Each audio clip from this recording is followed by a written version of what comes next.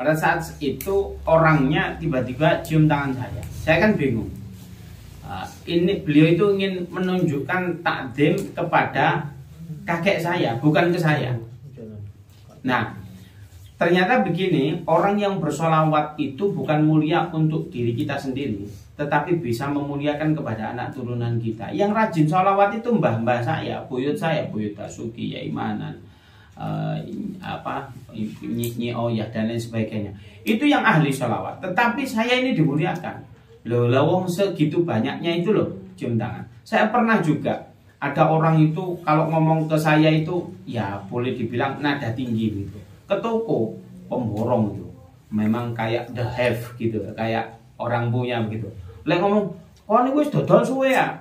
"Oh nggih, saya sopani terus ya." Terus ngobrol ngalor ngidul begitu. Saya tanya begitu. Ngobrol-ngobrol ya.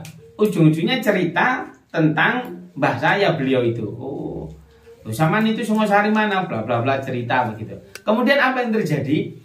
Saya oh iya ya saya tahu kalau yang mana. Oh, lah pernah ke situ. Loh iya itu kakek saya. Semenjak itu beliau ke saya boso. Boso itu menggunakan bahasa Jawa dengan tata krama yang halus. Kromo inggil. Ini kan luar biasa. Loh, kata saya ini orang kok luar biasa. Sampai sekarang itu sopan sekali kalau ke toko jadi pelanggan saya. Maknanya kita itu akan dimuliakan bagi siapa saja yang rajin sholat. Bukan hanya kita, tapi anak turunan kita. Wa ta'diman, dimuliakan. Saya itu diagungkan itu begini, dimuliakan itu disukai banyak orang. Saya itu kalau ke rumah temen atau ke rumah siapa saja, insya Allah orangnya welcome ke saya. Saya ke Jakarta ada teman saya, ya boleh dikatakan kenalnya yang gak lama, tetapi bagus orangnya. Saya baru WhatsApp, Assalamualaikum, waalaikumsalam. Ya Ustadz, saya mau ada urusan di Jakarta, mau merepotkan antum. Apa jawab? Saya tunggu dengan senang hati, sudah saya siapkan kamar. Rumahnya ya di Sumarekon. Kalau harganya ya miliaran lah, begitu ya, 7 miliar ke atas. Rumahnya ya bagus. Saya senantiasa dijamu. Saya kemarin ke Kebumen, baru ngomong, jangan suka durian. Wah suka. Waduh ngasihnya gak tanggung-tanggung, keranjangan. Waduh, kalah saya. Jadi kan luar biasa. Maknanya takdiman itu di situ. Barokahnya sholawat itu kita dimuliakan jadi diterima oleh banyak hal. Oleh karena itu, ayo kita rajin sholawat. Nah, pesan dari sini di momentum Isra Mi'raj itu apa sih? Yaitu yang pertama sholawat kepada baginda Nabi Muhammad SAW. Yang kedua apa? Yaitu inilah difardukan sholat. Jadi Allah Subhanahu Wa Taala memfardurkan sholat kepada baginda Nabi Muhammad SAW. Kalau Nabi Muhammad itu tatkala diperintahkan sholat, sami'na wa ata'na, kami mendengar dan kami menjalankan apa yang jenengan perintahkan. Kalau difardukan berapa? 50 kali dalam sehari. Ini enak-enak sholat isya. Assalamualaikum warahmatullahi wabarakatuh. Assalamualaikum warahmatullahi wabarakatuh. Ngobrol sebentar. Ya gimana? Allahu Akbar, Allahu Akbar. Sholat lagi terus gitu. Kira-kira jenengan itu sanggup apa enggak? Ya, jangan dijawab lah. Nanti percuma. Jawabannya saya sudah tahu. Gak mungkin. 5 waktu keteteran begitu ya, apalagi 50 kali. Setelah difardukan kemudian beliau turun.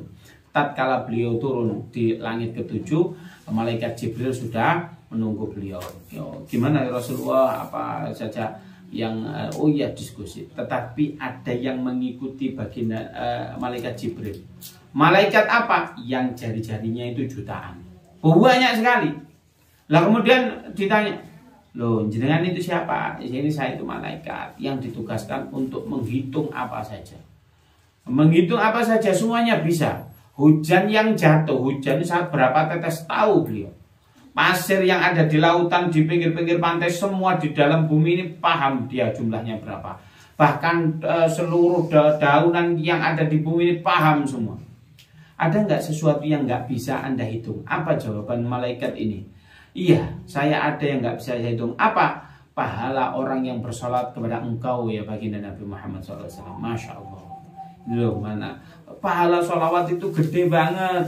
Jangan sampai ini antum nggak melakukan sholawat mencibir orang yang suka sholawat. Keliru betul. Makanya zuyin apa? hiasi diri kita itu dengan bersalawat kepada baginda Nabi Muhammad SAW.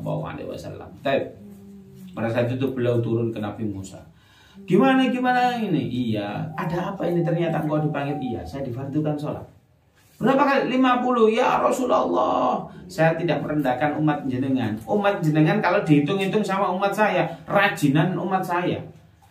Karena jenengan ini mulia sehingga umat jenengan dikasih keistimewaan, banyak yang masuk surga. Lek sergepan umat saya ini. Umat jenengan baru disuruh iktikaf yo calocul. Iktikaf di masjid aja ya, melihat TikTok. Kan begitu ya. Melihat apa begitu. Ini di masjid, apalagi di rumah. Mbak males. Lah iya, terus kenapa? Ya jenengan nego lah berapa itu ke Allah Subhanahu. Dinego. Turun 5. Masya Allah, masih tidak kuat. 10 kali. Kemudian 10 dinego menjadi 40, menjadi 35, menjadi 25, menjadi 15, menjadi kemudian 10 menjadi 5. Diminta nego lagi oleh Nabi Musa alaihissalam. Kemudian apa? Enggak, Nabi Musa, mohon maaf, saya sudah malu dengan Allah Subhanahu wa taala. Ini sudah cukup. Dan alhamdulillah kita difardukan sekarang 5. Tetapi 5 ini kimahnya, nilainya di hadapan Allah setara dengan 50 kali kita sholat. Itulah hebatnya kita. Pada saat itu kemudian turun baginda Nabi Muhammad SAW, turun kemana? Yaitu turun ke Masjidil Aqsa. Di Masjidil Aqsa apa yang terjadi? Jangan tahu, seluruh nabi dihadirkan di situ, dari Nabi Adam alaihissalam sampai Nabi Isa alaihissalam diturunkan di situ. Apa yang terjadi? Beliau melakukan sholat 2 rakaat. Sholat 2 rakaat, apa yang dilakukan? Ini nggak ada riwayat mau sholat subuh, mau sholat duha, apa segala macam gitu. Nah ini Rasulullah itu nyampainya apa subuh? Ya nggak tahu, nggak ada keterangannya. Yang penting di pagi itu beliau sholat, yang mengimami Nabi Muhammad, yang dimakmumi adalah seluruh nabi. Ini menunjukkan bahwasanya Nabi Muhammad itu lahir terakhir, Khatamul Anbiya, tetapi apa? Beliau pemimpin daripada nabi-nabi sebelumnya. Inilah Rasulullah. Kemudian apa? Rasulullah balik ke Makkah Al-Mukarramah. Ini kalau bahasa kita, Nabi Muhammad itu masih jet lag begitu ya, masih perjalanan jauh. Jangan kan pernah ya safar ke luar negeri atau ke mana luar kota yang jauh, pasti jet lag. Lek bahasa orang Jawa tenger gitu ya. Nah ini apa yang terjadi? Pas itu jet lag, duduk termenung, ada seseorang lewat, namanya Amr bin Hisham. Ada yang kenal dengan Amr bin Hisham? Nah, itu nama famousnya Abu Jahal. Abu Jahal itu adalah bapak kebodohan. Loh kenapa? Sebelumnya itu beliau dikasih, beliau ya, apa enak ya? Dia itu dikasih apa? Dikasih nama Abul Hakam, orang yang sangat bijak. Maknanya bijak itu kan literasinya banyak, orangnya dalam bertindak bagus. Tetapi apa kena bodoh? Dari kecil sampai besarnya Rasulullah dia tahu. Kemudian apa? Dia nggak masuk Islam. Sehingga dia bilang bapak kebodohan. Kemudian apa? Gimana? Ada apa ini? Iya, saya semalam itu diterbangkan oleh Allah Subhanahu wa taala bla bla bla bla bla bla bla begitu. Wah, ini penting sekali ini. Ayo kita kumpulkan orang. Semua orang biar mendengarkan. Tujuannya apa? Mencari delik agar supaya orang tidak trust dengan Rasulullah. Bukan beliau ngefan begitu. Dikumpulkan di sebuah tempat. Di situ ada jabal. Jabal itu maknanya gunung ya. Tetapi kalau di situ ya bukan gunung, apa? Bukan bukit lah, orang kecil. Gumuk ya. Gumuk itu tempat kecil. Ya, gunung tapi kecil ya, bukit kecil.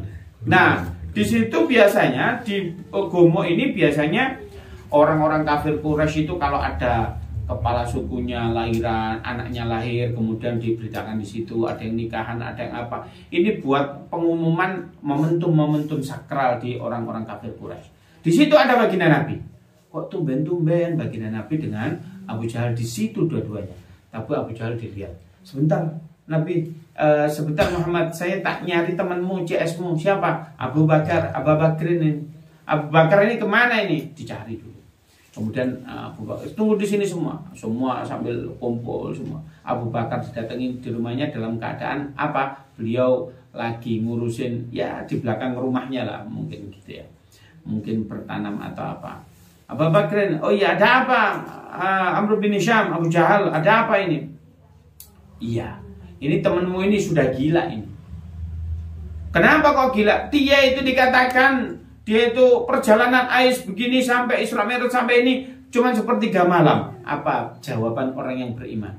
Kalau ada yang kalau yang berkata itu Muhammad lebih gila daripada itu, akulah orang yang pertama kali percaya. Loh, itulah imannya Sayyidina Abu Bakar.